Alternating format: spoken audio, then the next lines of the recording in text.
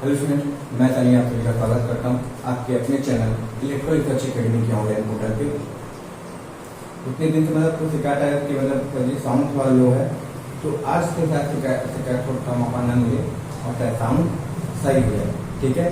मगर पहले भी कंटेंट सही था, अब भी कंटेंट सही है। कंटेंट वही है जो आपके एग्जाम में पूछा जाएगा, मतलब टारगेट तो आपके एग्जाम को ही किया गया है। अब वो ALP हो तो सबसे बेस्ट है, नहीं तो BCL तो है ही है, सही है। तो हम लोग पढ़ रहे हैं बैटरी। 2 सेशन बैटरी के हो चुके थे, आज ये तीसरा सेशन बैटरी के जिनमें प्रयास को हम लोग कर रहे हैं। यानी हम फटाफट सारी चीज़ों को बताने का प्रयास कर रहे हैं और आप लोग उसको करने का प्रयास कर रहे हैं, ठीक है। सेशन पसंद है तो सेशन को लाइक, शेयर और सब्सक्राइब चैनल को जरूर कर देना, ठीक है। तो हमको सबसे इम्पोर्टेंट चीज़ आपको ये पूछा जाता है कि ये बताओ कि जो बैटरी की कैपेसिटी है, बैटरी की जो कैपेसिटी यानी क्षमता है, किन किन बातों पर निर्भर करता है। 4 ऑप्शन रहेंगे, 3 ऑप्शन सही रहेगा, गलत रहेगा। पूछेगा बताओ निम्न से किस पर नहीं करता है, तो 3 सही है गलत है उस पर टिक करना पड़ेगा, या 3 गलत रहेगा 1 सही रहेगा। पूछेगा किसमें होता है तो ये बताना पड़ेगा, ठीक है। तो हम लोग पढ़ेंगे बैटरी की कैपेसिटी किन किन बातों पर निर्भर करती है। बैटरी की कैपेसिटी यानी क्षमता किन किन बातों पर निर्भर करती है। तो सबसे पहले हो जाती है क्या, तो बैटरी की वोल्टेज कितनी है, बैटरी की वोल्टेज, इन बातों पर सबसे पहले निर्भर करेगा। तो बैटरी की वोल्टेज कितना है, कम है, ज्यादा है, क्या है, उस चीज पर निर्भर करेगा, ठीक है। दूसरा चीज है हमारा डिस्चार्ज रेट, कितनी तेजी से वो चार्ज या डिस्चार्ज होता है, डिस्चार्ज रेट। कभी कभी देखते हैं हमारी बैटरी, मोबाइल की बैटरी कभी कभी ऐसी होती है 1 साल 1.5 साल चलने के बाद चार्ज तो 100% जल्दी रहता है, मगर डिस्चार्ज की 10 मिनट में 90 से 60 आ जाएगा, 60 से 30 हो जाएगा, कब हो जाएगा तुमको पता नहीं चलेगा। यानी उस बैटरी की कैपेसिटी यानी क्षमता अच्छी नहीं है, तुम अपने मोबाइल के फोन से अंदाजा लगा सकते हो, ठीक है। तीसरी कहानी होती है प्लेट की संख्या कितनी रखी गई है, ठीक है। मतलब जो थोड़े पढ़े लिखे नहीं होते वो कहते हैं कि भैया हमको इतने प्लेट की बैटरी चाहिए या इतने प्लेट की बैटरी हमको दे दीजिए। तो वो जो लेड सेल होती है वो प्लेट के हिसाब से भी लिया जाता है, ठीक है। तो प्लेट की संख्या कितनी है, इन बातों पर भी डिस्चार्ज रेट का निर्भर करता है, ठीक है। चौथा, सेपरेटर का डिजाइन कैसा है। अगर सेपरेटर का डिजाइन अच्छा है तो शॉर्ट सर्किट बहुत समय के बाद होगा। ये सेपरेटर अच्छा क्वालिटी का नहीं है तो क्या होगा, शॉर्ट सर्किट पहले लगेगा, कैपेसिटी पहले निकालोगे। तो सेपरेटर के का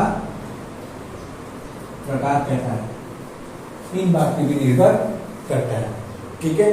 चौथा, इलेक्ट्रोलाइट कितनी है, इलेक्ट्रोलाइट जो उसमें हम लोग वो क्या बोलते हैं भर रहे हैं वो कितनी है, ठीक है। तो इलेक्ट्रोलाइट की मात्रा पे भी निर्भर करता है, ठीक है। बोलते हैं ना कि इलेक्ट्रोलाइट हमेशा 1 सेंटीमीटर या आधे सेंटीमीटर ऊपर होनी चाहिए प्लेट की, तो वो उस पर भी निर्भर करता है, ठीक है। तो इन सब बातों पर निर्भर करेगा 5। और लास्ट हमारा हो जाता है टेम्परेचर। कभी कभी तुम देखे होगे कि लिखा मिलता है कि बैटरी को हमेशा शुष्क एवं साफ जगह पर रखें, ठीक है। शुष्क मतलब सूखे जगह पे साफ रखें और ज्यादा गर्म जगह पे न रखें, ठीक है, जिससे बैटरी की दक्षता क्या होती है, कैपेसिटी पे प्रभाव पड़ता है। तो इन सब ऐसे पैरामीटर है जिससे हमारी बैटरी की कैपेसिटी निर्भर करती है, ठीक है। क्या करती है, निर्भर करती है, ठीक है। तो इसमें हमारे 4, 5, 6 पैरामीटर है जिन पे खासा ध्यान दिया जाता है बैटरी को खरीदते समय या कैपेसिटी को मद्देनजर रखते हुए, ठीक है। तो आई होप ये समझ में आ गया होगा बैटरी की कैपेसिटी किन किन बातों पर निर्भर करती है। 3 ऑप्शन रहेगा, 1 ऑप्शन नहीं रहेगा। अब आगे बात हम करते हैं, जब कैपेसिटी की होगी तो दक्षता की बात हो जाए कि बैटरी की दक्षता कैसी होती है, कितनी होती है और कैसे निकाला जाता है, सही है। इसको हटाते हैं और देखते हैं बैटरी की दक्षता।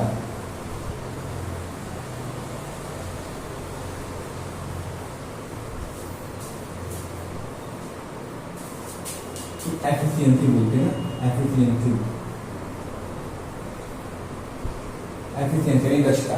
हम जानते हैं कि जो नॉर्मली एफिशिएंसी पढ़ती है वो हमेशा क्या होता है,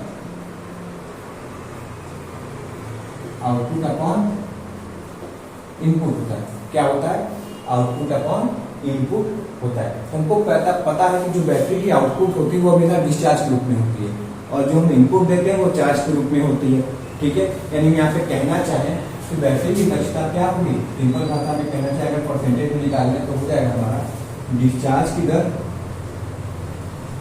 यानी जिसको विसर्जन दर बोलते हैं, डिस्चार्ज रेट बटे चार्ज रेट,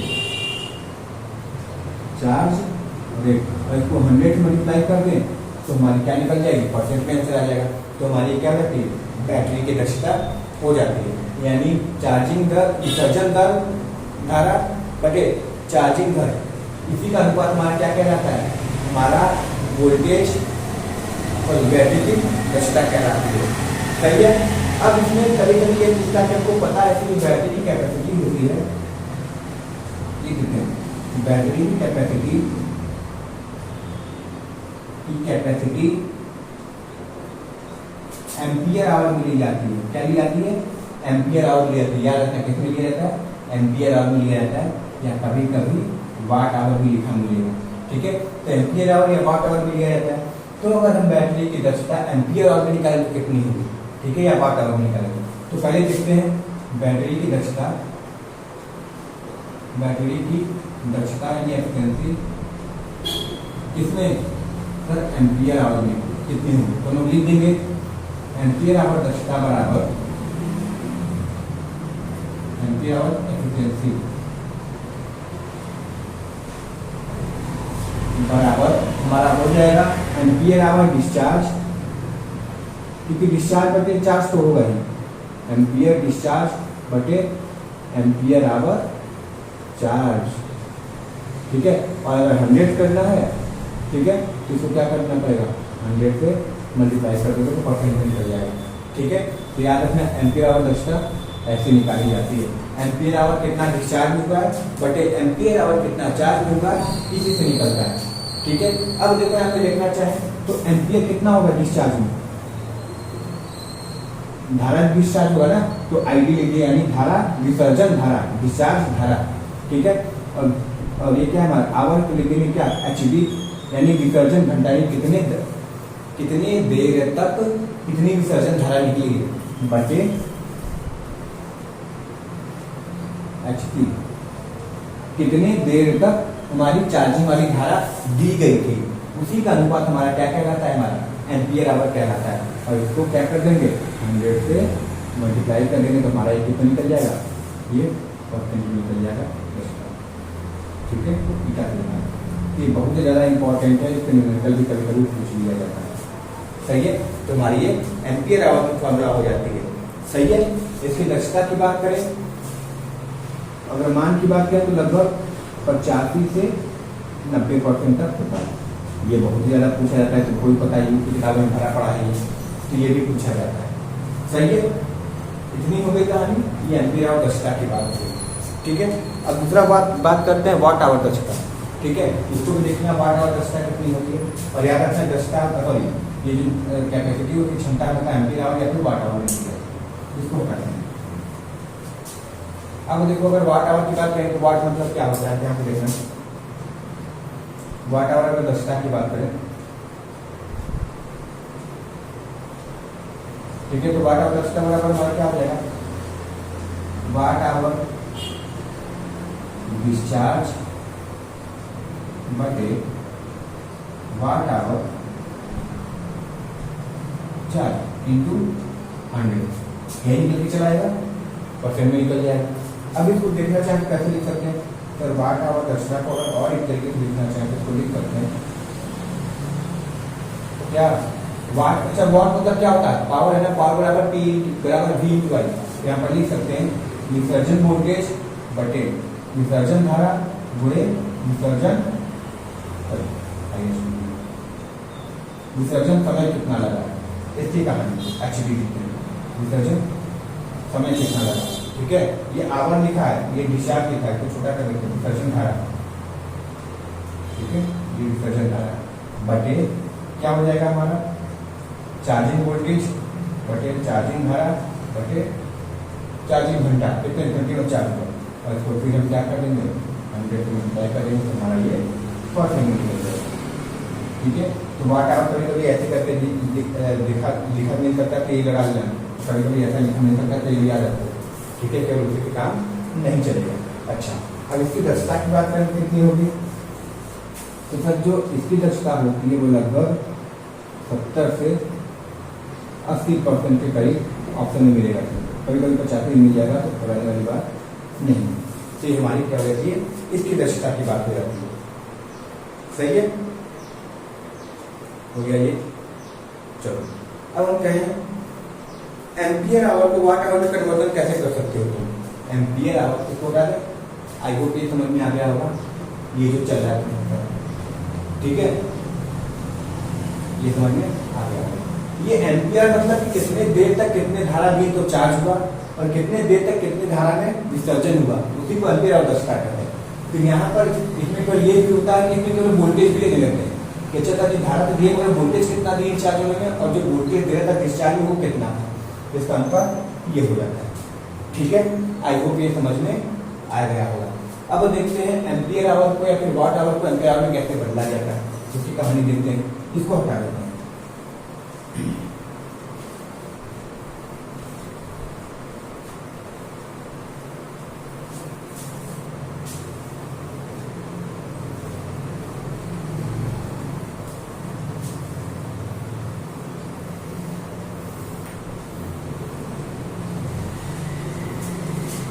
प्रॉब्लम का दूर हो गई थी, तो सेक्शन को लाइक से सब्सक्राइब जरूर कर देना। ठीक है, तो हम करेंगे क्या, वाट आवर को एम्पियर आवर में क्या करेंगे, चेंज करेंगे यानी बदलेंगे। ठीक है, तो देखो जो वाट आवर होती है वो कितना होता है, ध्यान देखना, जो वाट आवर होता है वो होता है एम्पियर आवर का कुछ नहीं करना है यार, VD बटे BC कर दो, बस यही होता है। एम्पियर में ID अपॉन IC था ही दक्षता ना, उसमें VD इंटू IC को तो पावर बन जाएगा तुम्हारा, और पावर PD अपॉन ये बन जाएगा तुम्हारा, क्या कितने चलाएगी, यानी करना चाहो तो तुम्हारा ये भी बन जाएगा PD बटे PC। सही है, इंटू यहाँ पे HB तो था ही और यहाँ पे HP तो था ही, ये निकल के चलाएगा। और 100 लगा दो तो परसेंट में बदल जाएगा, 100 लगा दो परसेंट में बदल जाएगा। ठीक है, तो हमारी कितनी बदल गई, वाट आवर में बदल गई। ठीक है, ये कहानी है, कोई दिक्कत है, या ये हमारी हो जाती है वाट आवर। ठीक है, ये इम्पोर्टेंट बन जाता है आगामी एग्जामों के लिए, ये भी इम्पोर्टेंट है और ये भी इम्पोर्टेंट है। आई होप समझ में आ गया होगा क्या कहना चाह रहे हैं। सही है,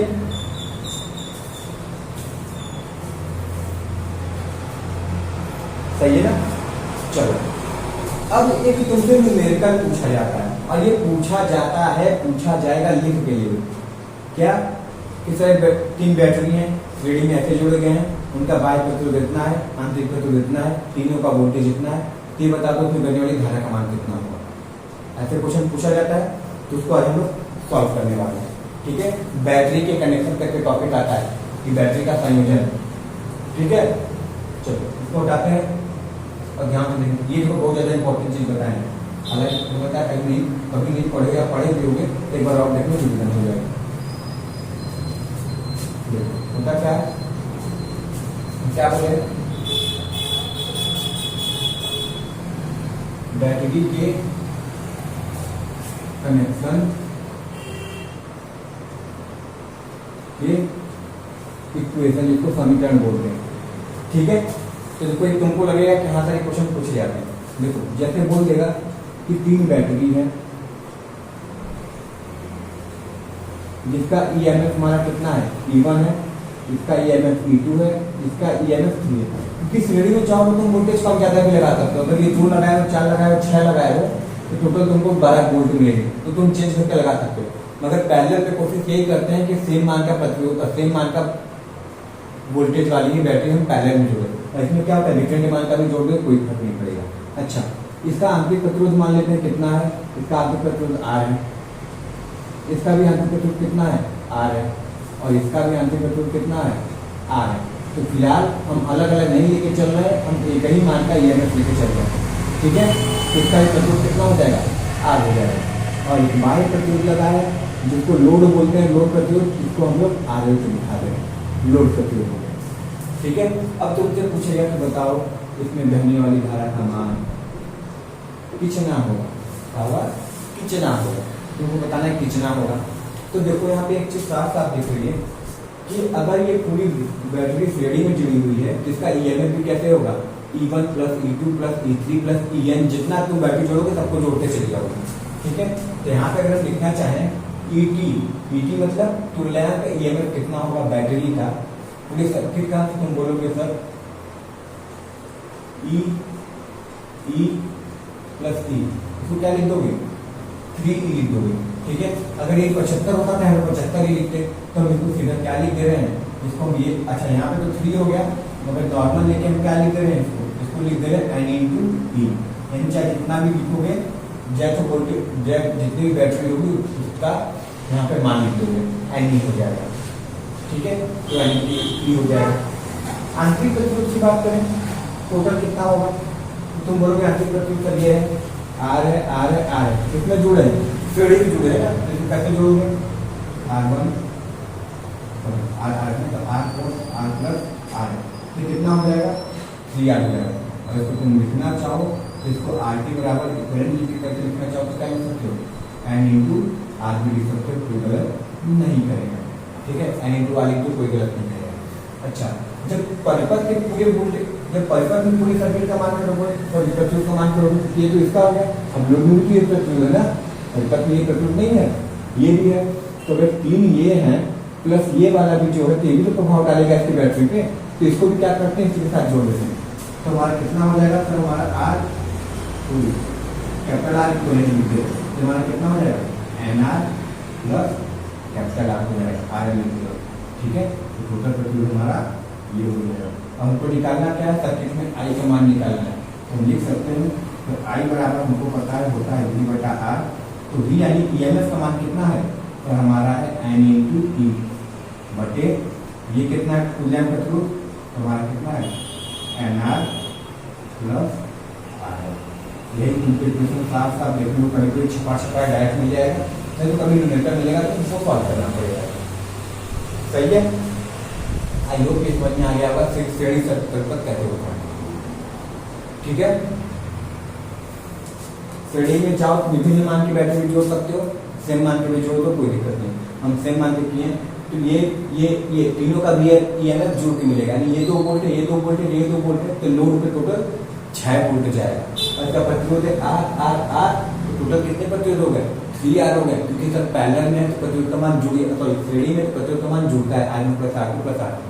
अच्छा, धारा प्रवाह कराने का विरोध केवल यही 3 नहीं करेंगे, ये लोड भी करेगा क्योंकि ये भी प्रतिरोध है, तो ये भी जोड़े प्लस इसको भी जोड़ दें, और सभी आपस में कहते हैं श्रेणी है क्योंकि एक ही मार्ग है रास्ता धारा प्रवाह होने के लिए, तो ये 3 जोड़ दें जो 3R हो गया, प्लस टोटल प्रतिरोध जो सर्किट में है वो कितना हो जाएगा RL भी जोड़ना पड़ जाएगा, ये जोड़ दें, तो हमको पता है कि I बराबर V बाई R होता है, तो NR plus R plus R।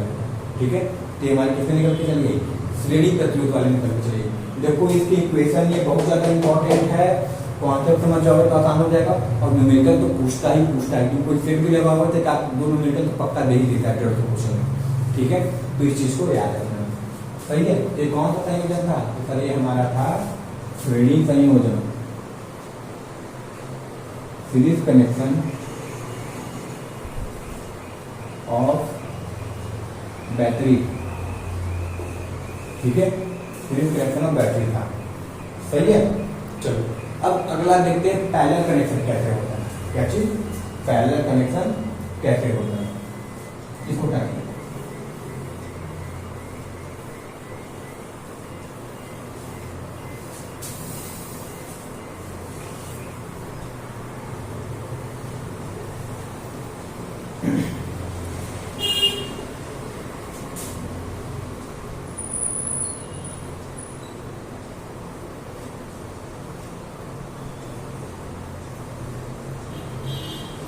Parallel में चाहो तो डिफरेंस जोड़ दो, ऐसा नहीं कि अगर तुम अलग मान के वोल्टेज जोड़ तो वो नहीं दिखाएगा, क्या बोलते हैं वोल्टेज नहीं दिखाएगा, मगर मान फिर अंतर आने लगेगा।